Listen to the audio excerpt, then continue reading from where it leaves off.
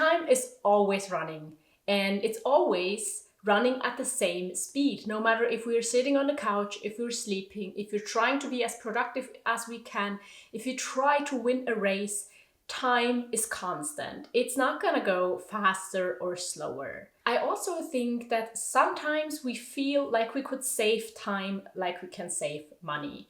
That if we are just efficient enough, we can build a storage of time. We can somehow, in 20 years, go back to that storage and have more free time. We will always spend the same amount of time.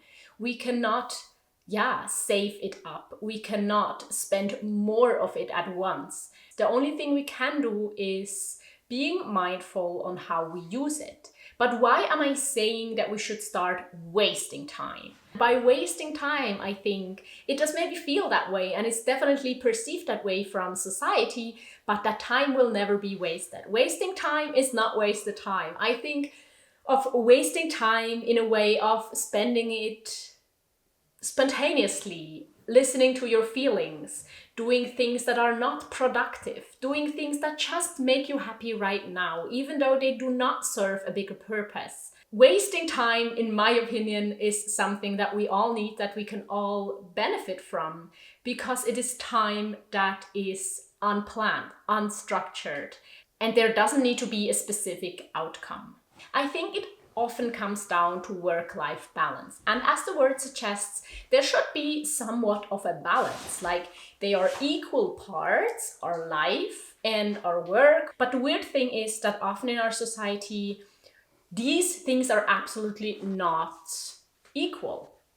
It seems like the life portion of the work-life balance just gets everything that work doesn't need. And strangely enough, work needs everything it can get. So usually there's just nothing left for life. And I get that most of us are not privileged enough to just say, like, I can work less if I want, because maybe then we don't make enough money. Maybe we just have a boss that tells us when to work, how much money we get for that. And so it is a privilege to absolutely be free when it comes to how you spend your time, of course. But I think most of us have a certain amount of control over our time and can do a little bit to maybe equal it out and to start wasting a bit more time. Because once this work-life balance is kind of off, and I think for most of us it happens that the work portion seems to weigh more, then we suddenly start to need the life portion to recharge. And we recharge to be good enough again for work.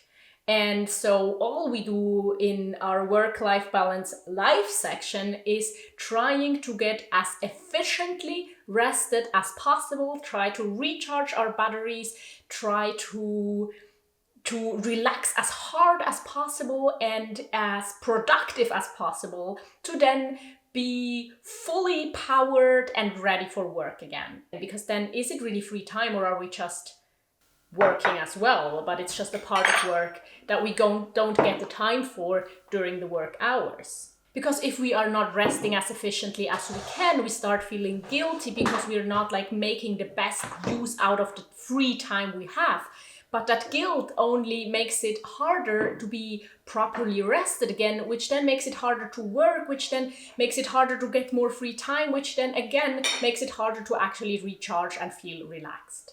Some of it is just reality, but some of it is maybe something we could change. Because we absolutely all deserve some unstructured time. Some time where we can just do whatever we want. Where we don't even have to plan these highly recharging activities. Because that is the time where we can actually get creative. Where our brain gets the space to sort some things and get more clarity. Where we can actually maybe stop for a second and watch over our life, maybe readjust some things, maybe reorganize our home a little bit and just get a clearer picture on our current situation, and maybe also get an overview over where we are heading and if that is the right direction, if we need to adjust something, if we need something we haven't thought of or planned for. Because if we don't have any of that free time, then all of these things cannot happen, and we're just racing in a direction without being able to adjust. And it won't work if we just say let's do all of the work And when everything is done, I'll have time, because it won't ever happen that everything is done. The Parkinson's law suggests that work will always take up the space that it is given. And I feel that is absolutely true. And so naturally, we end up running out of time. We do not have time in the end where we say, oh, I'm done. I just have some time left over. Nobody wants anything from me. And I feel completely accomplished. And I can now do whatever I want with my time. At least it has not happened to me in maybe the last 7 years, that in a single moment I felt like I had 100% of the things done that I needed to do. There was always something that I could have done or could have done better. I could have cleaned my apartment more. I could have answered some messages from friends that I had forgotten for the past few days. I could have spent more quality time doing this, could have done more sports. So the to-do list, even though it is maybe not always on the work side, is endless. And I haven't experienced a moment in the last few years where the to-do list was actually completely empty and there was nothing left for me that I had or should be doing. Now I would be really interested, have you had a moment like that? Have you had a moment, or when was the last moment you can remember where you had nothing to do, where you were completely free to do whatever you wanted? But why do we feel guilty when we're not productive? Why do we feel like time that we spend productive is time spent better than just relaxing or doing what we want to do? I think it is because we don't view free time or unproductive time the same as productive time or like work time. And I think they should be treated absolutely equal. I think there should be times where we prioritize free time.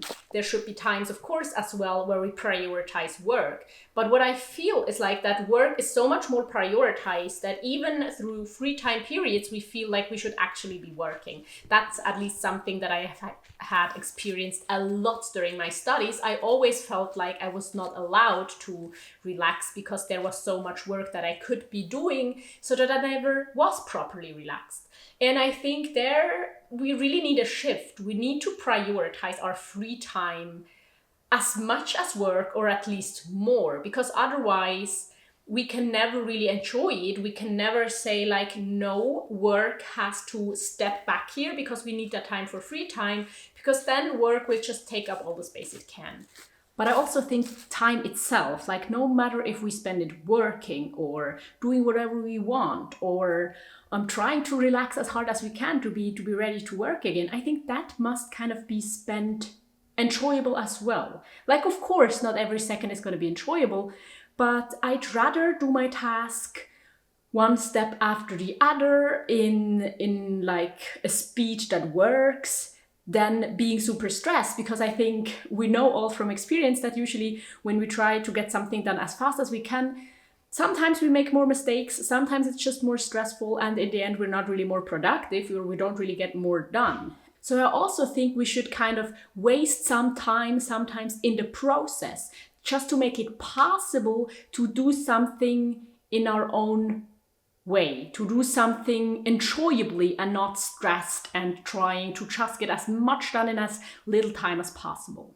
And another thing I want to talk to you about is productivity in general, and things like Inbox Zero or other systems that promise to get us more time. I will link you some articles down below that I have read to make this video, to think more about it, to learn more about it. But one of the articles also talks about that system of Inbox Zero. It's a way to manage your emails, to be more efficient, to not feel like you're always missing things, and many people love that method.